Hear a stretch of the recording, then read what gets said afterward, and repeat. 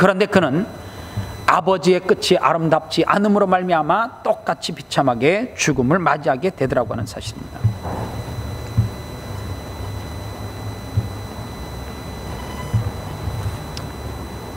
여러분들 고려대학교 91학번 안수현이라고 하는 젊은 의사를 혹시 아시죠? 그 청년 바보 의사, 그 책으로 더욱더 유명해요.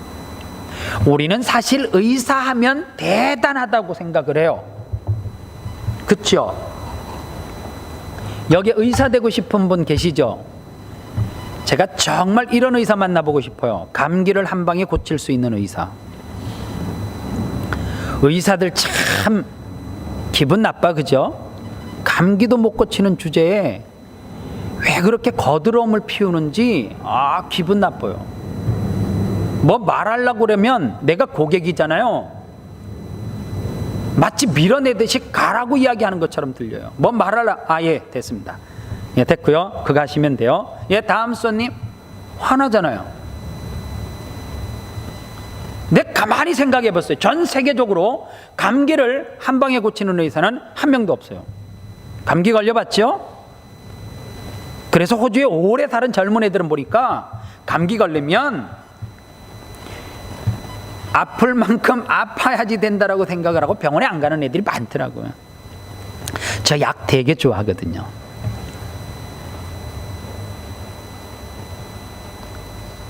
그래서 저는 호주 와서 첫 번째 샀던 약이 파나돌이에요. 제 약 정말 좋아요. 의사에게 갔습니다. 감기가 걸리면 어디가 아파요? 세 군데가 아파요. 머리가 찌끈찌끈 아프고요, 코가 아프고 목이 아파요. 맞죠? 감기 아픈데 엉덩이 아파요? 아니야. 엉덩이 왜 아파요? 감기 왔는데. 의사에게 가요. 의사가 뭐라 그래요? 첫 번째 그래요. 스트레스 많이 받지 마요. 확 때려주고 싶죠. 그리고 그 다음에 하는 이야기가 뭐예요? 따뜻한 물 많이 드시고 레몬 짜가지고 물 드시라고. 내가 지금 그거 하다가 물병을 들고 있는데 거기에 지금 병원에. 근데 꼭 그렇게 이야기해요. 화가 나잖아요. 뭐 약 이야기하면 파나돌 드시면 된다. 그거 내가 지금 주머니에도 넣고 있고 온 내 동선에 다 있어요. 그리고 가래. 선생님, 제가 지금 빨리 나야 되니까 뭐 좀 그러면 한국 의사 가운데 간호과대 이런 분 계세요. 간호사 한 방 놔드려 이래요. 나 지금 어디 아파서 왔어요? 머리 아프고 코하고 목 아파서 왔거든요. 나올 때 또 엉덩이까지 아파서 나와. 한 군데 더 아파서 나와요. 그게 무슨 의사야? 소리는 얼마나 크게 지르는지. 안수현이라고 하는 의사는 그런 의사 아니었습니다. 고려대학교 병원에서 의사를 했는데요, 이분은 그 병원에서 식당에서 일하는 아주머니가 그리고 경비를 쓰는 경비원이 이렇게 말했습니다. 지금까지 내가 태어나서 이런 일을 평생 동안 하면서 이렇게 의사 선생님이 성의와 예의를 다 갖추어서 인사를 하는 의사는 이분밖에 없었다고. 그는 마음이 따뜻한 의사였어요. 그리고 그는 청년이었습니다, 그때. 그리고 어느 날 조선족 분이 검사를 하러 왔는데 검사를 간단한 거를 해보니까 몸에 큰 병이 있는 것 같은 거예요. 그래서 다른 검사를 받으셔야 된다라고 하니까 도망을 가버렸어요. 한참이 지난 다음에 몇 날 며칠이 지나고 3만 원을 안수현 의사에게 들고 왔습니다. 검사해달라고요. 대학병원에서 일하는 의사들이 여러분들이 생각하는 만큼 연봉이 막 2억 3억 안 돼요. 되게 안 많아요, 돈이. 항상 보면 카드빚 갚느라고 정신없고요, 그렇게 살아요. 그런데 자기도 매일 청년회, 그가 다녔던 교회가 서울 영락교회였어요. 청년회에서 찬양팀을 이끌어 나가는 리더 했었고요. 셀리더 같은 거 하다 보니까 청년들 기회만 되면 사줘야 되니까 그도 항상 봉급 받으면 카드빚 갚느라고 정신없는 그러한 청년이었어요. 자기 주머니에 신용카드가 하나 만지작거려지는 거예요. 그 할아버지에게 병원비를 대주고 검사를 받게 했어요. 그는 군의관이 되어졌습니다. 그런데 군의관은 야전에 가서 같이 훈련병들과 뒹굴지 않아도 돼요.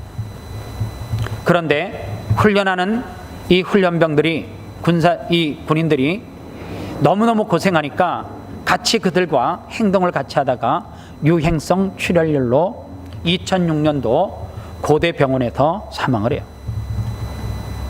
유행성 출혈열, 이게 뭐 대단한 병이에요. 안수현이라고 하는 의사를 살리려고 고려대학교의 유명한 의사들이 다 모였어요. 못 살렸어요. 그리고 그가 죽고 난 다음에 장례식이 진행됐어요. 그 장례식이 어떤 장례식이 되어졌냐면 유족들도 몰라요. 친구들도 몰라요. 장례가 시작되면서 수많은 조문객들이 끊임없이 찾아오는 거예요. 조문을 마치고 그 사람들이 3, 3, 5 모여서 우리 안수현 의사 선생님은 이러한 분이었다고, 이렇게 좋은 분이었다라고 막 울면서 애통해해요. 그것을 정리해서 쓴 책이 그 청년 바보 의사예요.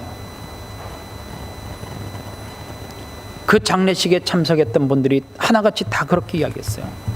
34살에 생을 마감한 안수현 의사 선생님은 예수님이었다고요. 그분은 우리 속에 예수님을 전해준 파수꾼이었다라고 그렇게 이야기를 수많은 사람들이 했습니다. 안수현 의사는 의사가 되면서 2000년도인가요? 의사들이 다 파업을 했어요. 5일째 근무한다 그러고 머리 팍팍. 중환자실에 사고가 나고 막 응급실에 환자들이 몰려드는데도 모든 의사들이 한 자리에 모여서 파업을 결정하고 데모를 하고 있을 때 이 안수현 의사가 그 자리에 안 가는 것은 엄청난 자기 앞길에 불이익을 당할 수 있는데, 그 순간에 하나님 앞에 그가 무슨 기도를 하느냐 하면 이 기도를 해요. 오늘 이 기도는 여러분들의 인생 가운데 무엇을 결정하고 무엇을 판단할 때, 시작할 때 꼭 하는 기도의 메시지가 되기를 바라요. 예수님이라면 이 순간에 어떻게 하셨을까? 그 기도 멘트가 스스로 자기에게 던지는 질문이에요. 그리고 그는 파업의 자리에 가지 아니하고 그 병원에서 홀로 남아서 잠을 자지 않고 진료를 하고 치료를 했던 이야기는 많은 환자들에게, 많은 의사들에게 감동과 뉘우침과 깨우침을 줬다라고 하는 사실입니다. 우리가 볼 때 꽃을 피우지 못한 인생 34이에요. 그런데 사람들은 그 의사야말로 진짜 의사라고 그렇게 이야기해요.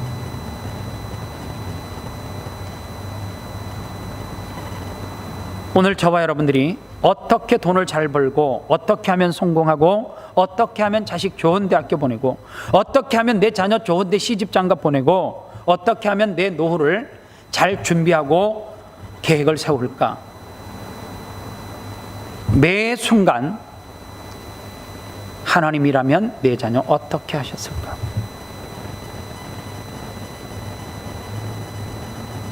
어떤 목사님이 그래요. 세상에서 최고 하기 싫은 기도가 있었대요. 저도 한국에서 그거 매년 한 번씩 했어요. 그게 무슨 기도냐면, 수학 능력 시험 치르는 날 학생들이 시험 치는 그 입시라는 시간서부터 예배실에, 기도실에 입실해 가지고요, 1교시 시작하면 똑같이 1교시 기도를 하는 거예요.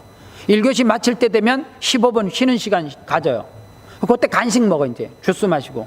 또 두 번째 시간 되면 또 똑같이 그 타이밍이에요. 그 6시까지 하거든요. 그래서 내가 저주를 했어요. 제2 외국어 영역 시험 치는 놈은 벌받아 마땅하니라 치지 마라. 어차피 안 쳐도 니들 실력은 다 결정됐다. 그 앞에 그거 하면 또 1시간 더 해야 되거든 뒤에. 그런데 어느 목사님이 교회 부임해서 그 기도회를 2년 만에 싸워서 없앴대요. 그랬더니 그 교회에 그날 기도를 없었는데 교회가 세워진 이래에 태초로 자원해서 지들끼리 모여서 기도하는 그룹이 생겼대요. 그 목사님이 이렇게 말했어요. 그 기도 하나님이 들을까? 왜 그렇게 말했을까요? 시험 잘 보라고 주일날 교회 가지 마라 그러고 수련회 가지 마라 그러고, 수련회 가면 저한테도 그때 전화했던 게, 목사님 요즘도 3박 4일해요? 2박 3일로 줄이지? 우리 아이 오는 날 일찍 와야 되는데요, 학원 가야 되기 때문에요. 가는 날 늦게 가는데요, 학원 갔다가 가야 되기 때문에. 그렇게 하면서 주일을 밥 먹듯이 빠져라 이야기하면서 수능 보는 날 기도한다는 거예요. 그게 뭐예요? 비나이다 비나이다. 우리 아들 성적은 하면 이미 그 전에 다 결정됐대요. 실력 있는 사람 성적은 그 이전에 다 결정됐죠. 100점 맞는 애가 갑자기 200점 맞을 수 없죠. 그 맞으면 컨닝인 거예요. 컨닝은 곧 죄예요. 죄를 지어서라도 성적이 잘 나오게 기도하는 것은 그 자체를 하나님이 받지 않는다, 그렇게 이야기하더라고요. 참 일리 있는 이야기예요. 오늘 내가 신앙생활하면서 살아가는 모습은 내 인생이 마감될 때도 뭐 별반 다를 것 같아요? 안 달라요. 참 안 바뀌는 것이 사람이에요. 동물은 길들이면 바뀌어요. 오줌 여기에서 누지 마라 그러면, 강아지는 훈련하면 바뀌는데 사람은 어제 가르쳐도 술 먹으면 꼭 전주때에 가서 오줌 넣어요. 안 바뀌더라고. 성격이 쉽게 바뀌어요? 기질이 쉽게 바뀌어요? 잘 안 바뀌어. 아내들에게 물어보면 다 알아요. 아, 징글징글하게 안 바뀐다고. 그게 인간이에요. 그런데 오늘 이렇게 대충 살고 오늘 이렇게 불성실하게 지금 현재를 살아가는데, 내일 되면 10년 후에 나는 훌륭한 사람으로 바뀔 거라고 천만해요. 오늘 비즈니스 하면서 불법을 자행하면 10년 후에는 더 큰 거 해요. 오늘 정직하지 않으면 10년 후에 더 정직하지 않아요. 오늘 하나님 앞에 예배를 성실하게 최선을 다해서 드리지 않으면 내년에 드릴 가능성 거의 없어요. 사람은 쉽게 변하지 않아요. 그런데 우리가 알아야 될 것이 있어요. 매 순간 무엇을 스스로 점검해야 되냐면, 과연 하나님이라면 지금 이 순간에 어떻게 판단하시고 결정했을 것인가 라는 질문을 하셔야 돼요. 사울의 인생이 이렇게 비참하게 끝나는 것으로 성경이 끝나요? 아니에요. 성경은 사울이 이렇게 죽었다라고 이야기하고 11절에서 길르앗 야베스 주민을 등장시켜요. 사울이 왕이 되고 처음이자 마지막으로 선한 일을 했던 것이 뭐라 그랬어요? 길르앗 야베스가 모압 족속으로부터 너무너무 위기 가운데 빠졌어요. 모압 족속이 그러는 거예요. 길르앗 야베스 너들 다 죽일 거야. 그러니까 힘이 없으니까 어떻게 했어요? 전쟁을 하다 항복을 선언했어요. 여러분들 그거 아십니까? 항복을 하고 손을 들면 총 쏘면 안 돼, 그죠? 맞죠? 그런데 모압 족속이 얼마나 악랄하느냐 하면, 우리 항복이야, 니들 밑에 들어갈게, 그렇게 이야기하니까 안 돼 그랬어요. 항복을 안 받아주는 거예요. 그래서 길르앗 야베스가 다 죽게 되어졌단 말이에요. 그래서 다른 지파들에게 도움을 요청하니까 같이 죽을까 봐 미안해, 안 될 것 같아, 다 거절했을 때 사울 왕만 길르앗 야베스의 소식을 듣고 도와줬어요. 그것이 사울이 처음이자 마지막으로 했던 선한 일이에요. 그런데 다시 31장에서 길르앗 야베스 족속이 등장을 해요. 뭐라고 기록되어져 있어요? 블레셋 사람들이 사울에게 행한 일을 듣고 모든 장사들이 일어나 밤새도록 달려가서 사울의 시체와 그의 아들들의 시체를 벳산 성벽에서 내려가지고 야베스로 돌아와서 거기서 불사르고 그의 뼈를 가져다가 야베스 에셀나무 아래에 장사하고 7일 동안 금식하였더라. 그리고 성경이 되게 중요한데요, 사무엘하 1장으로 넘어가서 등장하는 내용이 뭐냐면 길르앗 야베스 이야기예요. 사울의 인생이 끝나면서 이스라엘 역사가 끝나는 것이 아니라 하나님은 자비로우신 하나님이기 때문에 백성들이 그렇게 그의 인생이 끝나고 그의 시신이 성벽에 걸려서 그의 옷이 걸려서 평생토록 있으면서 그것이 이스라엘 백성들에게 각인이 됐다라고 하면 이스라엘 백성들이 다시 일어서고 재기하는 것은 힘들었을 거예요. 이스라엘 백성들에게 평생토록 그 잔상이 남을 수 있거든요. 그런데 어떻게 해요? 그것을 다 거두어다가 장사 지내고 금식하고 기도했다라고 성경이 말하잖아요. 그게 하나님의 자비예요.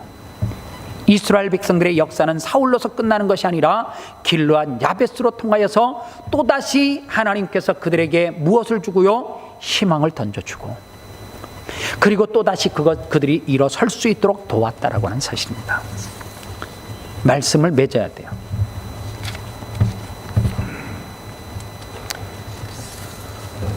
오늘 여러분들은 정말 끝을 준비하고 계십니까? 우리는 늘 그렇게 생각해요. 오늘 하루 입었던 옷을, 그리고 현관에 들어가면서 벗어놓은 신발을 내일 당연히 신을 것이라고 생각을 해요. 누가 그 인생을 장담해요? 누가 그 인생을 장담해요? 일의 현장에서 가로로 쓰러질 수도 있고요, 오늘 예배를 마치고 집으로 돌아가다가 다른 차가 나를 칠 수도 있고요, 어떤 사건 사고를 만나서 내 인생이 나이에 상관없이 언제 끝날지 몰라요. 만약에 지금 내 인생이 끝이라고 하면 여러분들, 살아있는 남아있는 사람들이 여러분들의 죽음 앞에 조용히 찾아와서 참 그분의 삶은 아름답고 끝이 좋았다라고 말할 수 있는 인생이에요? 아니면 이런 인생이 많이 있습니다. 사울과 같은 죽음, 시작은 너무너무 화려하고 좋았어요. 그런데 죽음 앞에 우리는 만나지 못한 사울이지만 이렇게 말할 수 있어요. 혀를 끌끌끌 찰 수 있어요. 저게 뭐야? 왜 저렇게 죽어? 왜 인생을 저렇게 마무리해? 그러나 34살밖에 살지 않았던 그런 왕도 아니었고 자기 병원을 차린 것도 아니고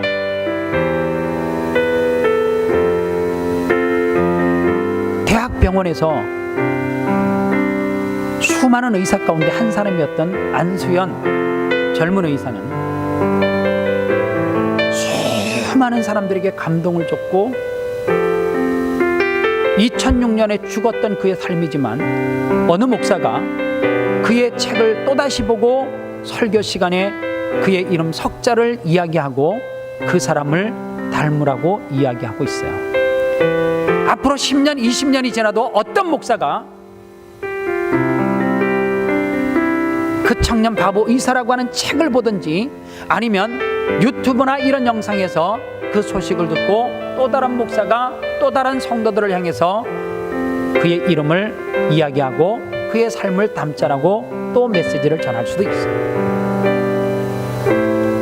여러분들의 인생은 어떤 인생이에요? 그 청년, 우리 교회 청년들하고 똑같아요. 찬양팀에서 찬양했고요, 단기 선교 열심히 가려고 몸부림쳤고요, 셀 모임에서 열심히 제자 훈련 받고 리더하려고 몸부림쳤고, 평범한 청년 34살이에요.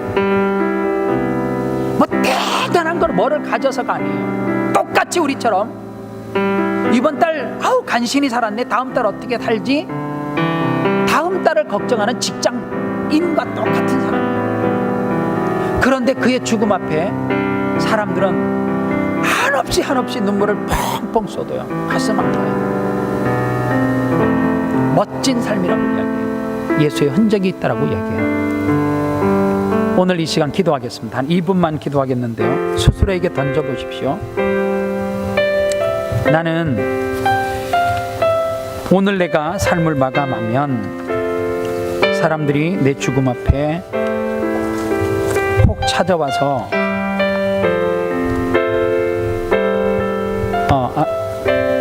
나오지 마세요.